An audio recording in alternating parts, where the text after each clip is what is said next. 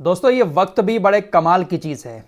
जब बदलने पर आता है तो अच्छे अच्छे तानाशाहों की अकड़ निकाल कर रख देता है। आपकी स्क्रीन पर ये इजराइल का डिफेंस मिनिस्टर योब गैलेंट है। जब जंग शुरू हुई थी हमास के साथ तो उस वक्त ये बहुत ज्यादा अकड़ दिखा रहा था।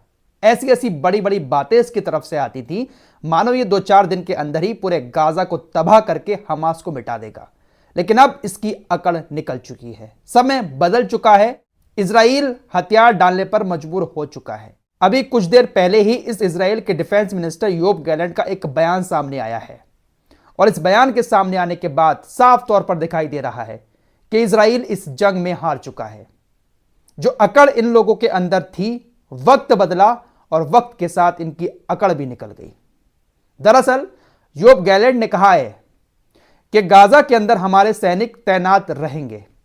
जब तक इस जंग का कोई फैसला नहीं हो जाता, गाजा के अंदर हमारे सैनिक रहेंगे। हालांकि उनकी संख्या बहुत कम होगी। हम अपने सैनिकों को गाजा से वापस बुला रहे हैं, बहुत सारे और कामों में उनको भेज रहे हैं जो रिजर्व सैनिक हैं। लेकिन गाजा के अंदर हमारी सेना तब तक तैनात रहेगी जब तक इस युद्ध का कोई हल नहीं निकल आता। अगर हम ये युद्ध नहीं जीत पाए तो हम मिडिल ईस्ट के अंदर नहीं रह पाएंगे। ये बहुत बड़ी बात कही है योब गैलेंट ने कि अगर हमास के साथ हम युद्ध नहीं जीते, गाजा को हमने फतेह नहीं किया तो हमारा यहां पर रहना मुश्किल हो जाएगा। और वाकई में यह बात सही है। इजराइल जो इतने टाइम से जुल्म करता चला आया है, इजराइल को ठीक से अब तक किसी ने जवाब नहीं दिया था, लेकिन पहली बार हमास ने इजराइल को ठीक से जवाब दिया है तो इनकी सारी की सारी अकड़ निकल कर रह गई है। इनकी हालत इतनी ज्यादा खराब हो गई है कि इनको अब ऐसा लगता है कि इस युद्ध का कोई ना कोई निर्णय निकलना चाहिए। या तो सीज़फायर के लिए हमास राजी हो जाए या हम गाजा को जीत लें। इन्होंने कहा कि अगर बीच में युद्ध छोड़कर हम खामोशी के साथ बैठ जाते हैं तो फिर हम मिडिल ईस्ट में नहीं रह पाएंगे। देख रहे हैं उन तानाशाहों की हालत, सारी की सारी अकड़ निकल कर रह गई है। भले ही इन्होंने गाजा के कितने भी मासूम लोगों को मार लिया हो, लेकिन इनकी हालत बहुत ज्यादा खराब हो चुकी है। इनको पता है कि हम चारों तरफ से घिर गए हैं। हुतीज ने समुद्र में घेर रखा है, लेबनान के बॉर्डर पर हिजबुल्लाह मौजूद है, वहीं हमास गाजा के अंदर बैठा हुआ है।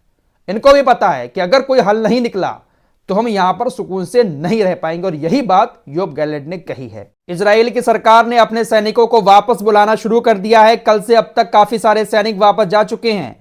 रिजर्व डिवीजन के साथ साथ इजराइल के जो 551 रिजर्व पैराशूट कमांडर थे वो भी वापस जा रहे हैं। बख्तरबंद रिजर्व ब्रिगेड की 34वीं ब्रिगेड, इसके भी बहुत जल्द गाजा छोड़ने की उम्मीद जताई जा रही है। योब गैलेंट ने ऐसा इशारा दे दिया है।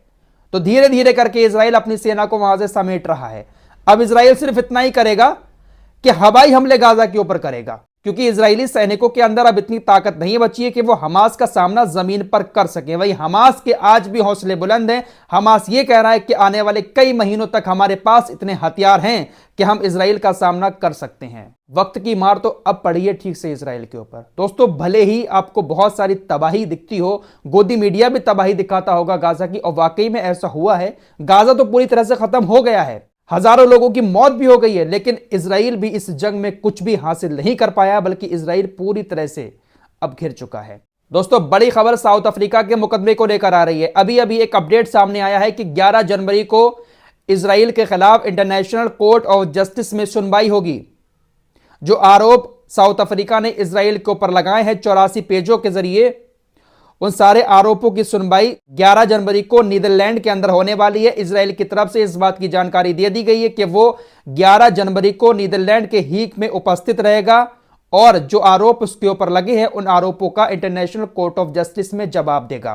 कतर और ओमान की तरफ से भी एक स्टेटमेंट दिया गया है कि हमने भी नीदरलैंड के अंदर इंटरनेशनल कोर्ट ऑफ जस्टिस को फिलिस्तीन के समर्थन में कुछ लिखित बयान सौंपे हैं।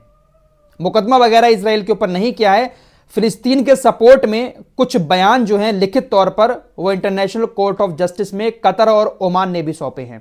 इतने सारे मुस्लिम देश दुनिया में मौजूद हैं, लेकिन साउथ अफ्रीका जैसा नॉन मुस्लिम देश इजराइल को इंटरनेशनल कोर्ट ऑफ जस्टिस तक लेकर आ गया है।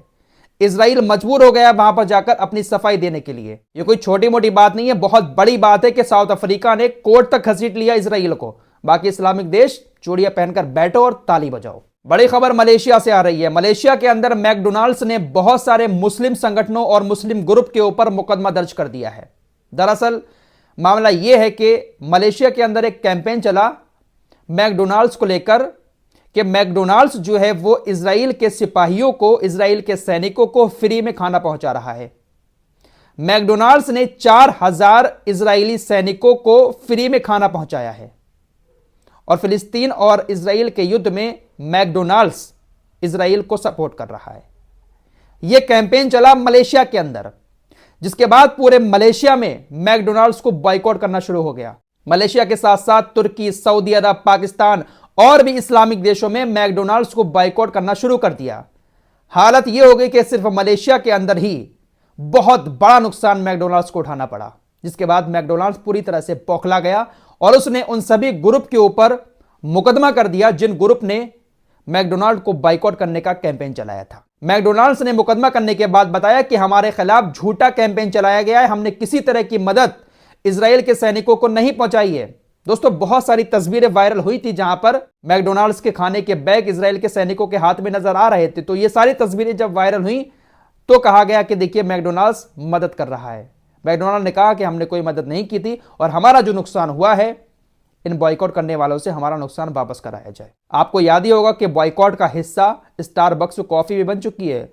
$12 मिलियन का स्टारबक्स को नुकसान हुआ है। साथ ही साथ ज़ारा जैसी कंपनियों को भी बहुत बड़ा नुकसान उठाना पड़ा है। बहुत बड़े लेवल पर इन कंपनियों का बॉयकॉट हुआ है। वहीं एक और कंपनी का बॉयकॉट हो रहा है। अम्मान के अंदर एक बहुत ही बड़े हॉस्पिटल ने जॉनसन एंड जॉनसन कंपनी का बहिष्कार कर दिया है। जॉनसन एंड जॉनसन कंपनी के बारे में मैं आपको बता चुका हूं। बहुत सारी चीजें सोशल मीडिया पर ऐसी वायरल हुई थी कि इस कंपनी का जो वाइस प्रेसिडेंट है उसने गाजा के कत्लेआम को सही ठहराया था और कहा था कि ऐसा लिखा हुआ है किताब में कि जाओ और उन लोगों को मारो। उस कत्लेआम को सही ठहराया था, जायज मान रहा था, जिसकी वजह से जॉनसन एंड जॉनसन का भी बॉयकॉट शुरू हो चुका है।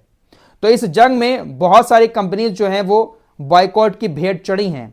कहीं ना कहीं कह सकते हैं कि इन सारी कंपनीज ने इजराइल को इनडायरेक्टली सपोर्ट किया है। ये वो बड़े बड़े ब्रांड हैं जिनका इस्तेमाल इस्लामिक देशों में बहुत ज्यादा किया जाता है, लेकिन इस्लामिक देशों की जनता ने इन कंपनियों को सही से सबक सिखा दिया। भले ही मुस्लिम देशों के हुक्मरान कुछ ना करते हो, लेकिन वहां की जनता ठीक से सबक सिखा रही है हर किसी को। दोस्तों, चलते चलते छोटी सी बात हिट एंड रन कानून पर भी कर लेना चाहता हूं। ट्रक ड्राइवर हड़ताल पर है, जिसको लेकर अब खबर आ रही है कि जो गृह मंत्रालय है अमित शाह का, वो ट्रक यूनियन से बातचीत करने को तैयार है। क्या बातचीत होगी थोड़ी देर के बाद पता चल जाएगा।